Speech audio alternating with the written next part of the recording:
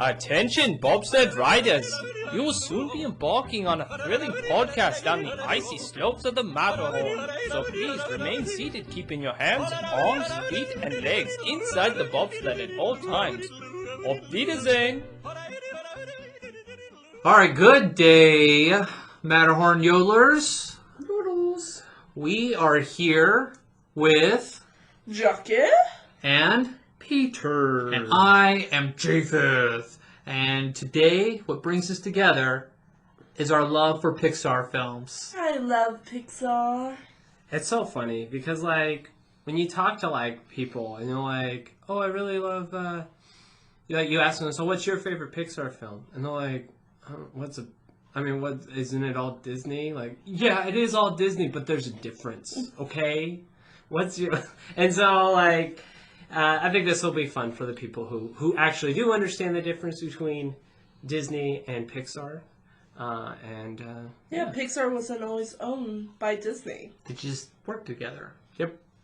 And then Disney's like, you're mine. Yep. With a little money involved. A little money. A little money. Just a little. There was quite a bit of money. There was quite a bit of money, and it was enough money that it was actually the amount of money that George Lucas wanted. Oh, wow. Yeah, George Lucas wanted the Pixar deal, and Disney's all like, well, Pixar had movies in development. You don't. So you don't get the same deal. We have sand and uncomfortable places, and we're not sure that's going to make as much for us. Yep.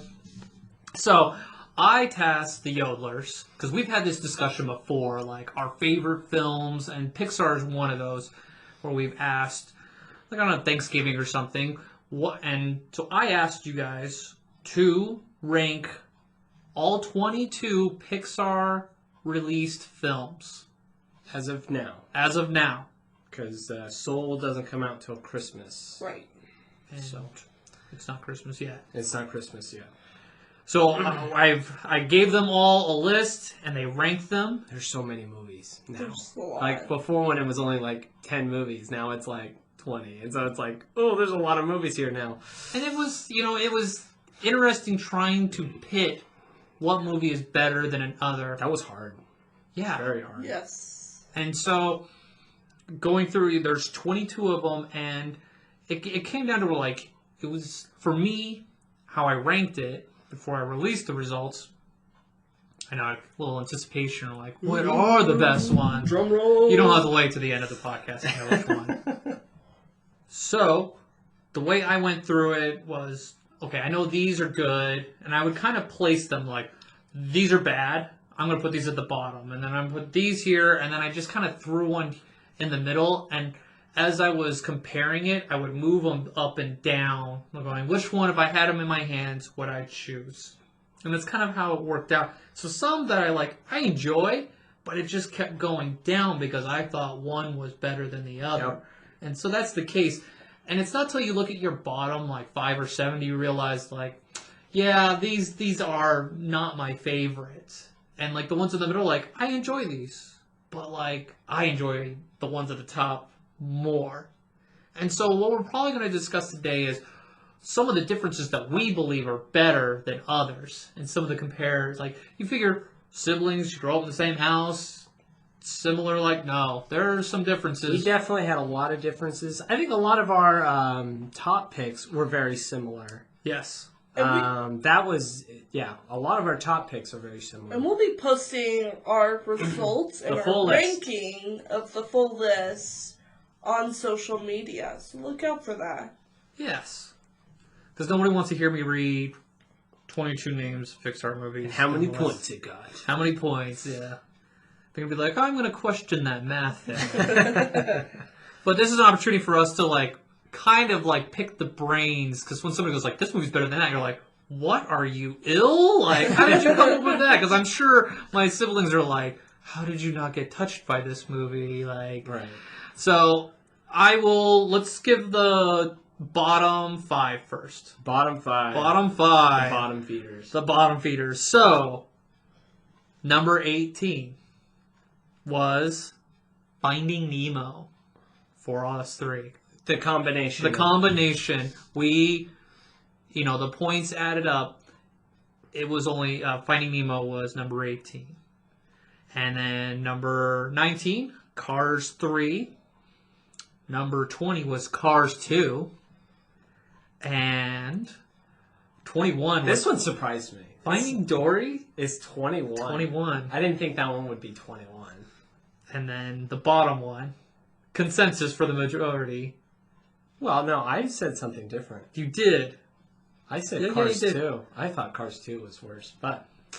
Good Dinosaur. Yep, Good Dinosaur. And there's kind of like, it's not a surprise really because Pixar really struggled. That was one with that release. They spent a long time working on it, and they just kept having issues to the point. Storyline just did not work. They just, you can tell that there were issues in the development, and it definitely showed in its final product. You're just like, there's not a good story. It's kind of a story. It's something you would see released on a streaming service Yes. for a kids movie, and I think that straight to DVD. straight to no, it wouldn't even make it a DVD now. Now, yeah. What's a DVD? I'm feeling old now. Yeah, straight to VHS. Yeah. Those kind of sequels. All right, so we gave the bottom ones. Anything shocking there for you guys while we're in the bottom? I'm surprised, you guys put, that Cars 2 made it above Finding Dory. That surprised me. Because, I am very anti-Cars 2. I've never seen Cars 2, so when I rated it, I put it above Good Dinosaur, so... The main reason why I'm so anti-Cars 2 is because Cars itself was okay, alright? Yeah. Because the characters were engaging, and the main character, you got into it. And Mater, he was the comic relief, and that worked for that movie.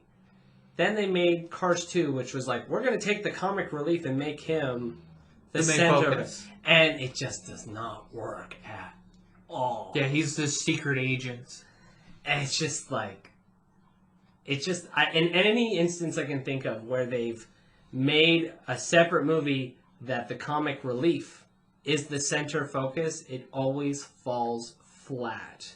Because you need someone who's Kind of grounded to be your main character in the movie. You're kind of the straight guy. To actually get a connection with. That's why I ranked it above worse than Good Dinosaurs, because you did have that grounded character. It wasn't. I'm gonna say it's not a good movie. Again, we're still in the bottom. We're not defending it as a good movie. But I think the characters, there's some relatability that you can still enjoy aspects of that story where it wasn't over the top. Where it's just, it felt like Cars 2 felt like, and this is a real dig here, it felt like a DreamWorks film. Where it's based off of jokes and not story. Ooh. Throwing shade. I am throwing shade. I wrote a college paper on the difference between Pixar and DreamWorks. And that was kind of the consensus is I had. Most of the movie DreamWorks comes out with, they're more joke-based than they are story-based. I could see that. I think with Cars 2, I don't mind Mater, but I really hate the Finding Nemo Dory That was a movies. good movie. I was don't surprised like 'em. on the ranking for your guys. You both did Finding Nemo pretty low on the totem pole. Finding Nemo and Finding Dory. Yeah, both of us are in the same ballpark with that. Right. I mean, And I ranked Finding Nemo, In the middle. a little bit in the middle. I didn't hate it. And, I still quote it to this day. It's good for quotes. It's got great one-liners. yeah. I mean, that's all.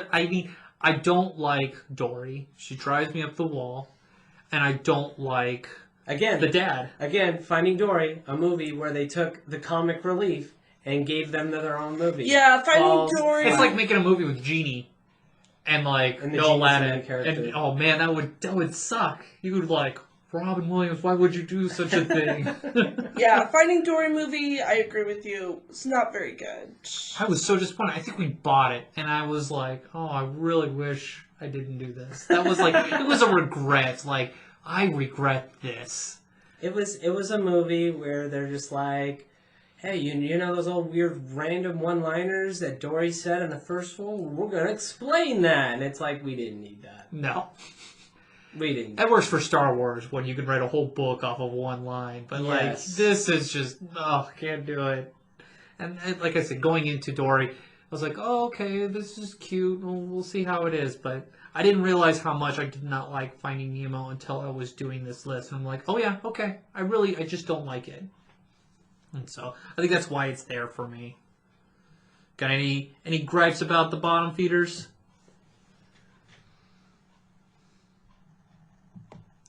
I don't think You have Up? I do, and You have Up at your 4? So Bottom 4? let's discuss that when we are going. Okay, That is one of alright. the questions. Like, this is a huge disparity. That It is actually huge. brings down Up.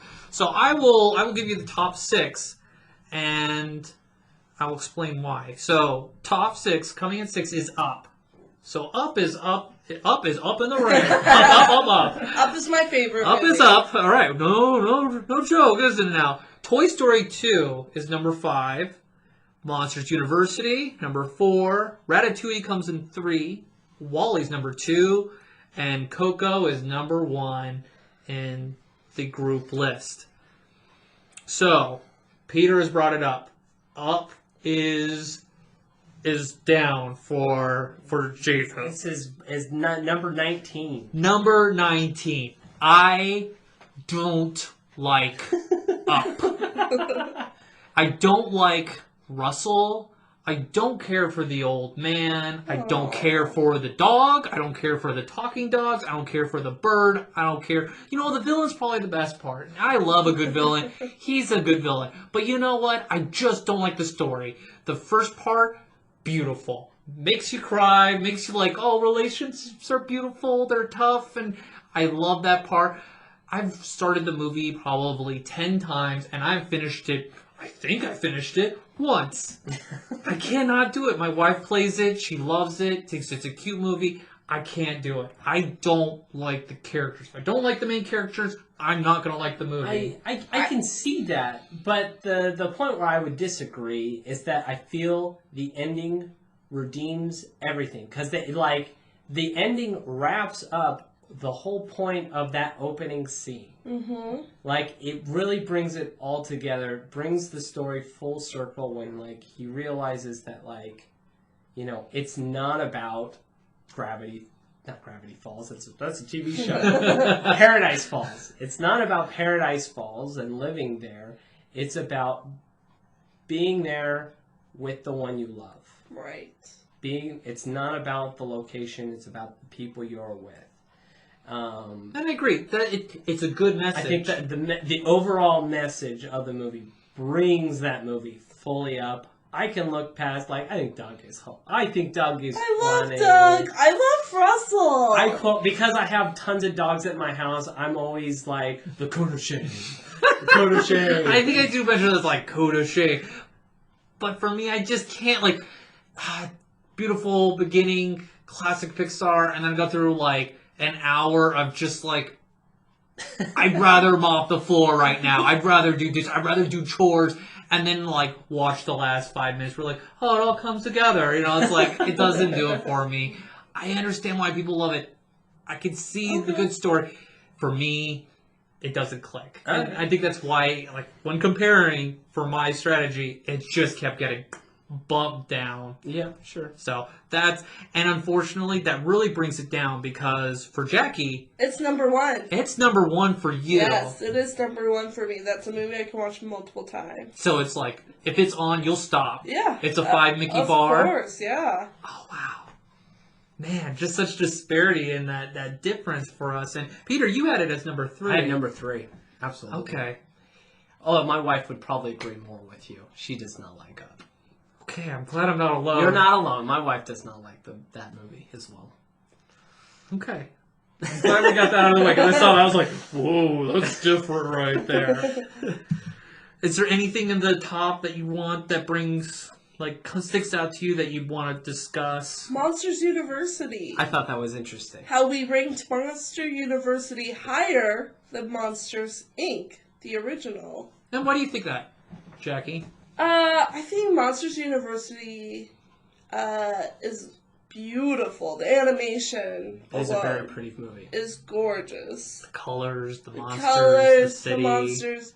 You get more of a story with the monsters, and like You get a better understanding of the world. yes, I feel. It does. It explains it better. But I think you already have like a little foundation, but now you're seeing like the mechanics of it. Yes. I love like the sorority environment and the competition. You can tell that the animators were drawn on their personal stories and experiences when they were making this movie. Because, like, Sure. what are their crazy college stories? Like, that's what it is. It's just a crazy college movie. Yeah, you can totally tell. They drew inspiration from their own experiences. And I think when the movie came out, we were in our 20s. We were. It's very relatable. And so it's relatable. So I'm kind of curious how kids respond to that movie if it still reaches them as much as it does to adults at the same time. Because I saw them packed theater, and the kids, like, at the time I was single, and I went to the movie by myself to a packed theater, which is, you never realize how uncomfortable you are being a single male, going to a theater filled with, like, families, and you're just like, make sure my hands are seen at all times. Like, you feel like Mickey Mouse or, like, Keanu Reeves in all his pictures where he's got his hands up. But everyone was enjoying it. Yep. The energy in the theater was so good, and I think it's just a good movie. Well, I think that's one of the things that makes Pixar movies in general really good, is that they're good for all ages, like, for the most part. Yeah, there's the occasional one-off Cars 2, geared specifically at little children, but, like, yeah, all the movies are relatable to many different demographics of people, and like I've even seen adults who don't watch cartoons anymore. They'll be like, I watched it with my grandkids and I was like, oh, this is actually really good. You know, I think there's this misconception that cartoons are only for children, but I think, in my opinion, I think Pixar has changed that perception.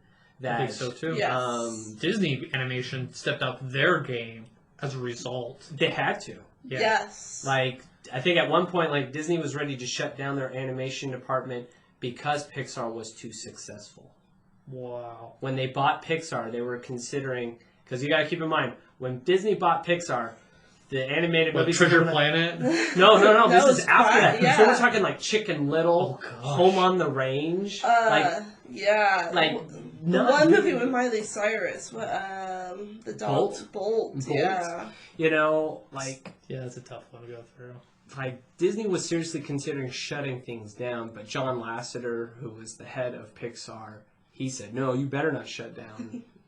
Like, we need you to keep going. And he actually helped bring back Disney animation. And that's why we have Princess and the Frog, we have Rapunzel, we have Frozen, Big Hero 6. Like, we've got this new wave of Disney animation because Pixar's influence. I think so, because I get confused which ones are which as a Yeah. result. Because they use similar animation styles, And and it's they- all computer. And it is. And for me, it's the storytelling has gotten so much better where it's like, oh, okay. It's not like, oh, Pixar, really good story. Disney, okay. Average story, animation, this is meant for kids. You know, as you get older, Yes. it's not as good. So, yeah, that level up right there.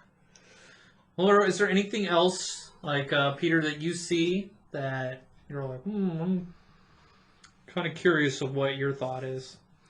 It was just hard because, like, when I was ranking all these things, I'm like, so I went on this website where you can just kind of like grade each Pixar film based off of like A, B, C, D, and I was just throwing it. So you did a grade system. I did a grade system, and then from there I organized it in the order, kind of similar to what you said. Like, Right. okay, I said, okay, out of these groupings, what order would I prefer them Yes. at? I did a similar. And so, thing. like, I just found, like, some of these movies that, like, although, like, really good, like, probably, like, 15 of these movies were, like, it was hard for me to move around because they were so good. Like, one movie I feel that people tend to overlook is Bug's Life.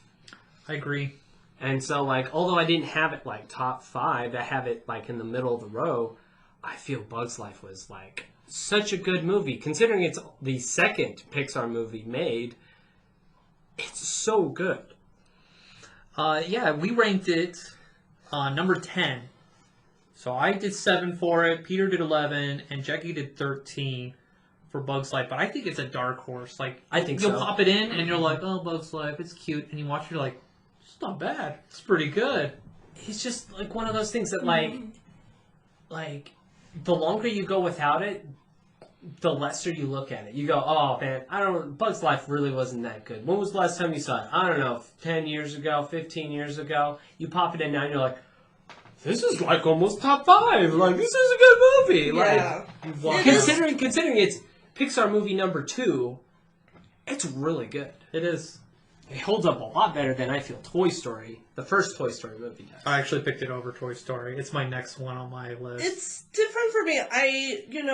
Bug's Life is good, but it's not like my favorites. I don't go to it as much. Oh, it's an easy one to push to the side. Yeah. Because there's a lot of good choices to pick from. I know, once you get to like 15, you're like, I could watch any of these and have no problem. Yep. Then you get lower and you're like, Yeah, I don't want to watch any of these. my child is, I guess I'll watch Cars, or I'm like, I guess I'll watch Toy Story 4, or something like that. Okay. Well, I came up with some questions, like, for Peter, why did you pick Toy Story 2 as your number 1? Oh, I love Toy Story 2. Like, I think I love the story arc with Woody, of him, like, coming to that realization of who he is as a character.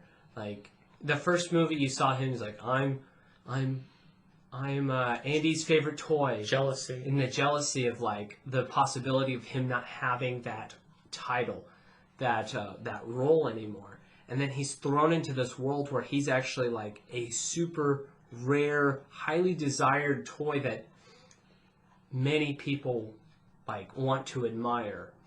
And just see that realization that, like, it's not always about the fame and the fortune. It's about the people who really love you, and that was Andy and his journey of self-discovery. I think when we hit Toy Story 2, which I think was the third Pixar film, I think Pixar was starting to hit their stride when it came to how they're going to animate their films. So, like, you can see their sound effects are amazing. Like, that opening scene with Buzz Lightyear on the alien planet, like, awesome. You just blast those speakers, and it's like, the music's awesome, and, like, amazing. Love it. And the story writing's really well. Like, I think it's better than any of the other Toy Stories, because I feel like I connect better with the toys in Toy Story 2 than I did in the other Toy Story films. I agree. The connection with the audience, with characters, are the strongest of all of them. And also, Toy Story 2 brings in a really strong character, which is Jessie. Yep, absolutely. That was one of the first few, I think that was the second Disney song to make me cry, is If She Loves Me. Which is a beautiful song. Beautiful. I hate Jessie, actually. I appreciate the character and what she brings. I like her in the second movie. In the 3 and 4, I could care less. I couldn't care less. Yes. I should say that properly. And for me, Jessie just doesn't... She doesn't speak to me as, like, the character doesn't connect, but I recognize her role in the movie, and it's great. Yes. I can't diminish the whole movie because of one character. It's got a good villain. Yes. Stinky Pete. Oh, Stinking Pete. Yeah, it was good. I was just curious in your thought because I brought it down, but again, I just felt there were other movies that were better than it. Sure. So I mean, I do like that one scene with Rex and the Barbie car and they did the Jurassic Park. That was just like, oh, that's great. Just that infusion. And I love the outtakes. Yes. The outtakes in the credits are hilarious. Yeah, Bug's Life brought that in. Yes, it did. And I think Cars was the last one to kind of do that. Mm-hmm. Cars was, I think, the last one to do kind of like an outtake-ish. it would be kind of weird with Brave while they're doing that. It would be kind of weird with Yes. Brave, wouldn't it? Like a little bit more serious than that one. All right. So we did discuss with Finding Nemo and Dory, what is it that it's just not likable? Like, it is just so low on our list. Like, for me, it's the characters. What do you think, Jackie? I think for me, Finding Dory is low. Didn't connect with it at all. Finding Nemo, I think I ranked it higher. You did. Than both of you. Yes. And, I don't have a problem with Finding Nemo, but it's not one that stands out among the other. Like you said, it was one of those that just kept getting pushed down further in the list. Mm-hmm. So, I don't have a problem with Finding Nemo. It's just not as good. It's just not as good as some other movies. I would agree with that. I feel like in the movie, I had a hard time just connecting with the characters. Like, I just don't feel like I connect well with the characters. Now, I will say this. Any of those who've been to Disney World, there is the Finding Nemo, the musical, which is at Animal Kingdom. 10 out of 10. I'm glad you're bringing this up, because we discussed this earlier, and yes. we can discuss this now. So, probably one of my favorite shows I've ever seen on a Disney property. It's good. It's great. fantastic. I was there when I was working at Disney World. I was there when it opened, so I was there for the Cast members, previews, preview. even before the cast member previews. I was in like some of the test audiences. He was there That's when right. the foundation was getting laid. I was there when all the breakdowns would happen in the show, and they would be like, "Get out of the theater! Get out of the theater!" Pay no attention to the burning Nemo. It'd be the floating. Dory. No, not Dory. Floating squirt. Because he's like squirts on this like trampoline springy thing that you put little toddlers in, but it like flies around the stage, and like the scene ended and she was just still floating there, bouncing around. So that was kind of funny, but it adds like singable music to Finding Nemo, and I feel like the acting performances were far more greater. I was getting emotional, seeing that like the pain and anguish of Nemo missing his dad, and you got to see an aspect of Nemo that I don't think comes across in the movie. So they don't do as good job personification of those emotions. Correct. In the movie as when you see it. Correct. With the actors and the puppeteering. Because like there's this whole like little mini song about like Nemo saying, "Hey, I hear your dad's coming to get you." He goes, "Not my dad. My dad wouldn't do that." Like, it was just so emotional. I felt, I'm literally tearing up talking about it. Yeah. So, like, if we were to take Finding Nemo, the movie, out and put Finding Nemo, the musical, in, it might have made it in my top 5. Like, that's how much I loved that musical. So, like, if any of you get a chance to go see that performance, if it ever comes back, who knows at this point. If it doesn't, watch it on YouTube. It's amazing. It is a beautiful show, and I really hope they bring it to Disney, California Adventure, replace the Frozen show. Well, they've already canceled the Frozen They show now. canceled the Frozen show, so bring back Finding Nemo. I agree. I think it would have done better on my list with the show. I enjoy the show a lot more. But the movie itself is okay. It was okay. All right. We did already discuss what makes Up so good, right? Yes. So don't even cover that. So I've got this thought with sequels. If you look on the list, sequels get bumped down. We really only have 2 sequels in the top 10. And one of them is a prequel. So do you think that the sequels are helping the storyline going forward, or do you think it's hurt? Like, do you think Pixar should stick with more original stories instead of just playing off what's already been done?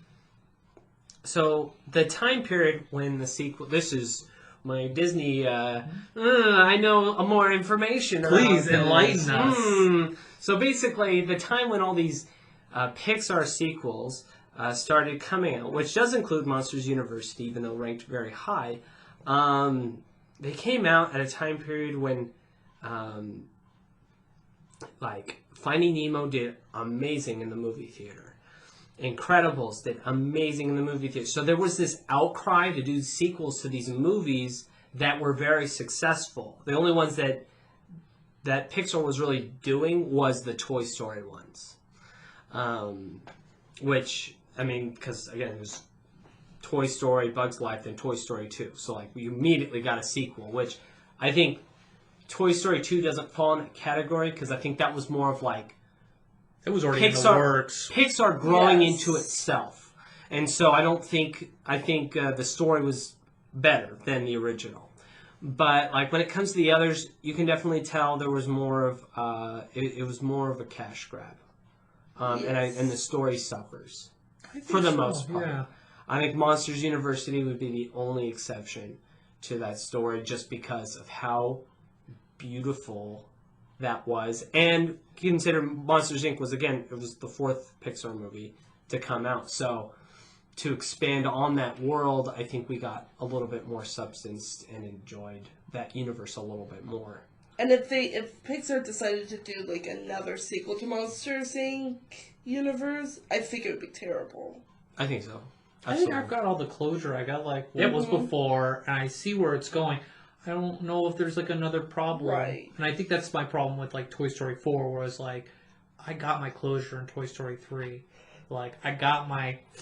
Yep, I agree. I wish they finished. kept it shorts instead of movies. Yeah, I love the little Toy Story shorts that came out afterward. Love it.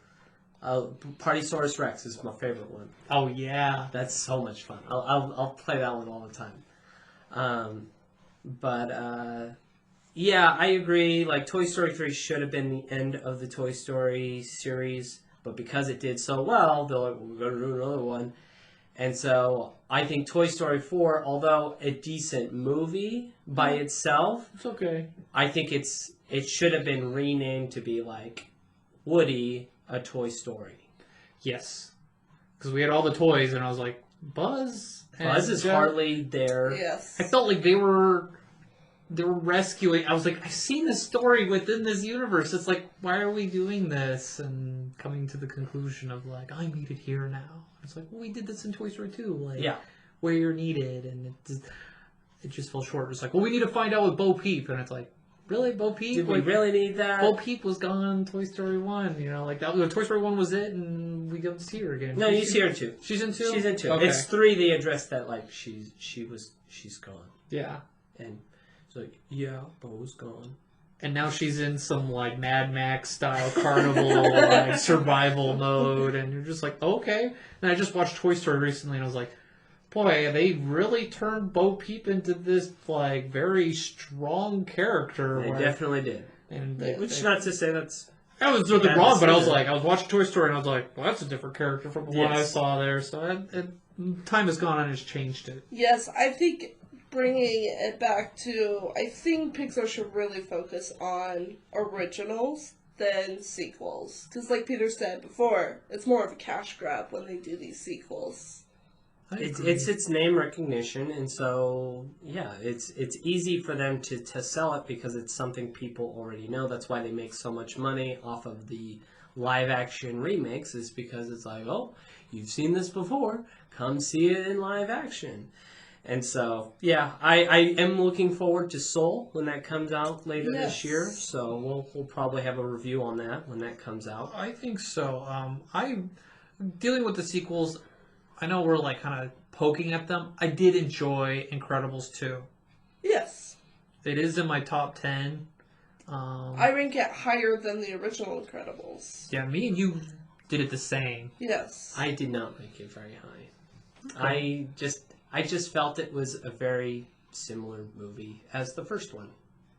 I can see that. It was just a role reversal. Yep, it was just a role reversal. It was, instead of being about Mr. Incredible, this one was about Mrs. Incredible, dealing with exactly the same thing with a villain that has similar goals. Mm-hmm. Like, the goals were pretty much the same, because, like, Syndrome's was, I'm going to make money by selling all these gadgets so everyone's super, and if everyone's super, nobody's super. And then the other one was all like, I'm going to make it so you guys aren't credible. Like, You we don't aren't need the, or like, you're of no use to us. Correct. So that there's no buddy special. There's no superheroes.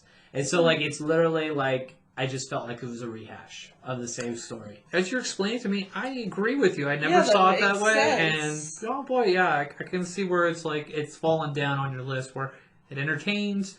I mean, I would have been fine with them starting off where they left off in Incredibles, the first movie, where you got this new villain that comes out of nowhere, and like it would have been kind of fun to see them battle that. Or remember when the mole comes out at the end of the Incredibles? Yeah, they I did. would have been fine They then. did continue that. That's the beginning of the movie. That's the beginning Boy, of I the must movie. have like showed up late in the movie. It's not very. It's not very. It's long. not very long, Boy, I must have showed up late. but for the it movie. shows like the Incredibles like cause so much destruction and. It's a case Classic. against the superheroes. Oh, the situation.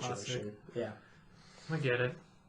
All right, and for the final question, what movies will you be fine never watching ever again and throwing it in the vault?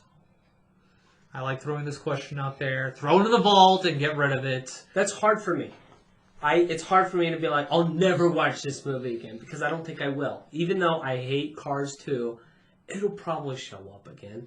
I'll probably have that thought like I do with like what we talked before, like on The Bug's Life. Like, I haven't seen it in a while. Let me just throw it in, give it a shot again, and be like, okay, yeah, this still doesn't do well or whatnot. But like, I don't think any of these feel like I will ever just like throw out and never ever watch again.